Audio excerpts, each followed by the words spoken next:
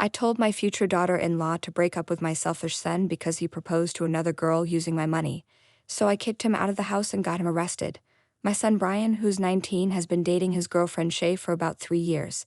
Brian's not quite the person I hoped he'd be. He's not into working or studying, preferring to spend his time gaming and partying. Shay, on the other hand, is focused on her studies and dreams of becoming a doctor. She's also a talented swimmer and is active in many school activities. When they first got together in high school, they seemed perfect for each other. But things changed when Shay went off to college. Brian seems to have become distant and neglectful, maybe because he didn't choose to go to college himself. It's like seeing Shay do so well highlighted his own shortcomings, and he became resentful. He spends most of his time locked in his room playing video games, trying to escape reality. One day I overheard him on the phone with Shay, sounding strained as he tried to explain why he's been neglecting their relationship. I felt heartish for both Shay, who deserves better, and my son, who seemed stuck in a cycle of self-pity and denial. Despite Shay's obvious potential, I couldn't shake the feeling that she deserved someone who would treat her right. A few days later, I saw a car pull up in the driveway and assumed it was Shay. Excited to see her, I went out to greet her, thinking my son wouldn't mind. But when I approached the car, my son started yelling at me to go back inside. Confused, I stopped in my tracks and tried to explain that I just wanted to say hi to Shay. He insisted I go back inside immediately, so I reluctantly obeyed, thinking they might be having a private conversation or argument. Peeking through the window, I saw my son kissing someone, but I couldn't see who it was. My suspicions grew when I realized it wasn't Shay. As the car drove away, I was filled with a mix of heartbreak and anger. What was my son doing, and should I confront him about it? So he comes inside, and I pretend to be engrossed in reading on my iPad. He heads to the kitchen, and I casually ask how Shay is doing. He responds that she's fine, adding that the person earlier was just a friend from school dropping something off quickly. That night, while my husband and I are in bed, I share what I saw with him. He tells me to stay out of it, saying it's none of our business. But I argue that we failed our son if he's cheating, questioning where he learned such behavior. My husband insists it's not from us. I feel conflicted, likening it to not helping our daughter if she were in trouble. My husband urges me to stay out of it, claiming it's the natural way of things. Unconvinced during Shay's recent visit, I ask my son to run an errand to the corner store, giving me a chance to talk to Shay alone. Though it's not unusual for Shay and me to have one-on-one chats, this time she seems distressed. I take the opportunity to ask her what's wrong, feeling like I had to intervene. She confided in me about her dilemma regarding my son's lack of ambition and laziness.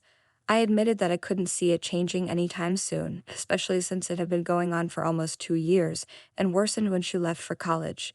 It seemed like something clicked in him when she made that decision. She sought my advice, and I suggested that she prioritize her own wants and needs. She mentioned considering dropping out and working at her grandpa's flooring store. I asked if it was something her grandpa wanted or needed, but she said he was fine with the store. School was tough for her, and being away from Brian made it harder to focus as they were constantly fighting. Despite her hard work for a scholarship, I advised against dropping out, emphasizing that she deserved someone who could match her passion and drive, supporting her journey to become a doctor. While sympathizing with Shay, I also felt a maternal instinct to protect my son, who was struggling with his own insecurities. Nonetheless, I tried to offer her the same advice I would give any friend. I saw myself in Shay and couldn't bear to see her held back. As I considered Shay like a daughter, I wouldn't want anyone to hinder her from reaching her full potential. Then I advised her that it's not worth staying with someone who holds her back, encouraging her to be selfish and prioritize her own happiness. Shay hugged me and expressed gratitude, promising to carefully consider my words. Later that day, my son stormed downstairs, furious and in a rage because Shay had broken up with him via text. He mentioned that Shay had mentioned discussions with me, which prompted her to reevaluate the relationship and prioritize her own dreams and goals.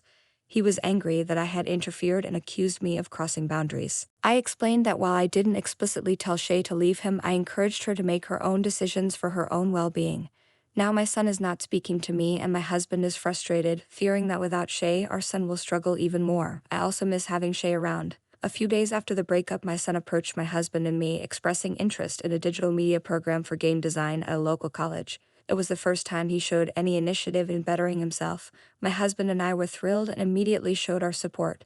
He requested an advance of $5,000 for the program, promising to pay us back as he had a plan to find a job and fund his education. Wow, who is this kid? He's done a complete turnaround, or so I thought. My husband and I decided to give him the cash for school, with the condition that he uses it for education. If he achieved certain grades, he wouldn't need to pay us back, It would be our little gift to him. He seemed ecstatic and made promises about his future. About a week later, he brought the girl I saw in the car over for dinner. My husband acted as if nothing had happened, engaging in conversation with her, while my son sat at the table with a grin on his face. Then I noticed a ring on her finger and my stomach churned. I felt like he was deliberately bringing her over to taunt me because of the earlier conversation with Lily. I hoped the ring didn't mean what I feared, but I decided to play along. Throughout dinner, I closely observed the new girl. She was polite and talked with my husband, but something about her behavior seemed off.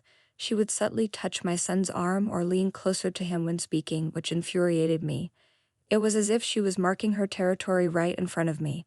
After dessert, when my husband stepped outside, I seized the opportunity to confront my son and his new companion with a determined stare. I locked eyes with the girl and asked her straightforwardly about the ring. She seemed surprised by my directness but quickly composed herself, replying with a sweet smile that Brian had proposed to her just the day before, and they wanted to share the news with us. Her words sounded rehearsed, and I saw through her facade. Shocked, I turned to Brian, questioning how he could afford the ring and who she even was, considering he had only recently broken up with Lily. The young lady looked confused, glancing between Brian and me. Brian rudely told me to mind my own business and got up from the table, urging her to leave with him. Losing my temper, I confronted him about using the money we gave him for school for the ring instead, which he found amusing. Demanding the ring back, Brian refused, and I declared that they were no longer welcome in our home. I gave him until the end of the month to repay the money or return the ring. The girl looked shocked, and Brian grew angry, but I stood firm, threatening to call the police if he returned. He threw a vase before storming out, and I warned him not to come back. When my husband returned and asked what happened, I explained, but he blamed me for overreacting and interfering. I challenged him to be more involved in their son's life and questioned Brian's lack of direction. Frustrated, I felt like I was in a surreal situation. Update: I left my husband realizing I was projecting my frustrations onto Brian. A few days later, Brian broke into our house, attempting to steal money and credit cards. As I had promised, I called the cops despite my husband's furious protests while our son was being arrested. I stood firm, explaining to my husband that our son needed to learn right from wrong. I insisted that if he was going to sit idly by, he couldn't sit in jail either. The very next day, while using my husband's computer to find some paperwork, an email popped up regarding a job application. I was puzzled as he already had a stable job as a chiropractor in a clinic he had been with for 15 years. Curiosity piqued and decided to delve into his emails. What I discovered was shocking. Back and forth correspondence with his lawyer and former employer. It appeared that his business partner wanted him out due to underperformance, leading to a lawsuit and leaving him jobless. Moreover, he had been dipping into our investments to cover bills without informing me, leaving during the day as if he were going to work.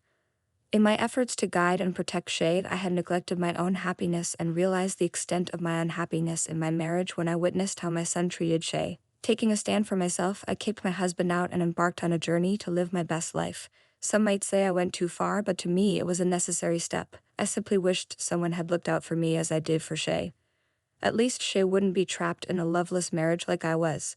Background info: when my father passed away, my husband and I were still young and newly married. He left the house we were living in to me, and we've made it our home ever since. However, legally, the house belongs to me. I've hired my own lawyer to handle the situation, and I intend to take my husband for everything he has left. I've also taken steps to ensure my son doesn't get bailed out, freezing the account so my husband can't access the cash. He might still be in jail learning his lesson. Moving on to the next story, I discovered my wife was having an affair with her intern at the office. She lost her job, her family, and our seemingly perfect life together, all for a fling. I, a 32-year-old male, had been with my wife, a 31-year-old female, for a total of 11 years, with 8 of those years spent in marriage. We met in college and began dating halfway through. After graduation, we moved in together and weathered the ups and downs of postgraduate life. She was my rock during tough times, and once we both had stable jobs and incomes, I knew I wanted to spend the rest of my life with her, so I proposed. She said yes, and shortly after, we tied the knot and began crafting a happy life together. With one child and our first house in the suburbs, we were living the dream we had always envisioned. Both dedicated and hardworking, my wife and I climbed the career ladder over the years, earning promotions and opportunities from our respective employers. About a year ago, my wife landed a significant promotion at work, granting her a personal office and an assistant. I'd often accompanied her to office events as we had developed a close bond with our colleagues over the years. While we had lost touch with many college friends, we found comfort in our work-related social circle. Then, out of the blue, I received a text from a coworker and friend of mine, hinting that my wife might be acting inappropriately with an intern. Shocked by the accusation, I confronted my wife when she returned home, showing her the message and seeking clarification. She appeared genuinely bewildered by the allegation, asserting her innocence and promising to address the issue with the coworker the next day to prevent any misunderstandings or potential harassment claims. Despite her distress over the situation, it was challenging to discern whether she was being entirely truthful. However, given her consistent honesty throughout our relationship, I was inclined to believe her. The following day, my wife returned home and recounted her conversation with the coworker. He had observed what he believed to be a compromising situation through her office window, prompting the misunderstanding. However, she assured him that what he witnessed was simply them sitting closely while she assisted him with something on the computer. The intern corroborated her explanation, confirming to the coworker that nothing inappropriate was occurring. I felt relieved that the situation seemed to have been resolved. While I never doubted my wife's fidelity, it was reassuring to see her effectively address the issue with her coworker. Several weeks later, my office granted all employees a 4-day weekend for building renovations. With Monday off, I decided to surprise my wife with a nice lunch at her workplace. After picking up her favorite order from the restaurant, I made my way to her office, engaging in brief conversations with her coworkers along the way. Upon reaching her office door, I encountered an unexpected obstacle. It was locked. Assuming she was in a meeting, I waited patiently until I heard movement inside and my wife asked for a moment. When she finally opened the door, I was surprised to find a young man seated beside her at her desk. My wife introduced me to her intern, but I couldn't help but notice his flushed cheeks and awkward posture. Given the previous accusations, seeing them in such close proximity with the door locked raised some concerns. Politely dismissing her intern for an early lunch, I questioned my wife about the locked door. She explained that it was an oversight on her part and hadn't realized it was locked. Despite her explanation, I couldn't shake off the uneasy feeling that lingered in the back of my mind. She explained that she must have accidentally bumped the lock, as it was just one of those push-button locks, which seemed plausible.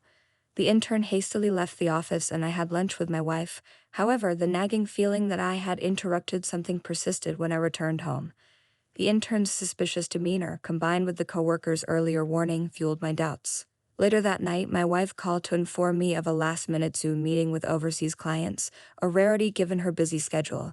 This unexpected occurrence only heightened my suspicions. After contemplating my next steps, I decided to reach out to the coworker who had alerted me about the intern. When I asked him about what he had seen, he hinted that he believed my wife was engaging in inappropriate behavior with the intern. He also cast doubt on the legitimacy of the last-minute meeting. Knowing that the coworker had ambitions for the promotion my wife had received, I approached his information cautiously. However, if his allegations were true, I needed to investigate further.